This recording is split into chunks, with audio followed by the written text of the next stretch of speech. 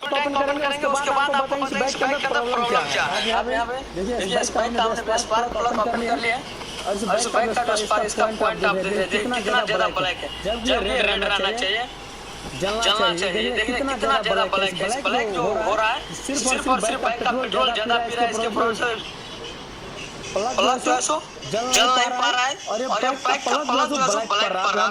कितना ज्यादा ब्लैक है। प्लग को फिट कर लिया, अच्छा से क्लीन करके कैप कम कर लेते हैं यहाँ पे फिट। देखिए बाइक को हम दबा रहे हैं यहाँ पे।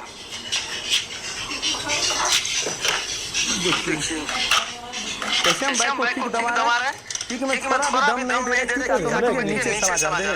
बाइक में बिल्कुल कम प्रेशर नहीं है, इसके प्रॉब्लम क्या है। फ्रेंड्स મારી વિડિયોમાં આપનું સ્વાગત છે। આજે બજાજ પ્લેટિના અંદર ગાડીના અંદર વાલ કોમ્પ્રેસર જતું રહ્યું છે, તો વાલ આપણે નવા લાગે છે ચેક કરવાની તમને રીત બતાવીશ કોમ્પ્રેસર કઈ રીતે જાય। આપણે પેટ્રોલ લેવું અને અંદરમાં ચેક કરું, જો વાલ લીકેજ હશે તો પેટ્રોલ બહાર આવશે।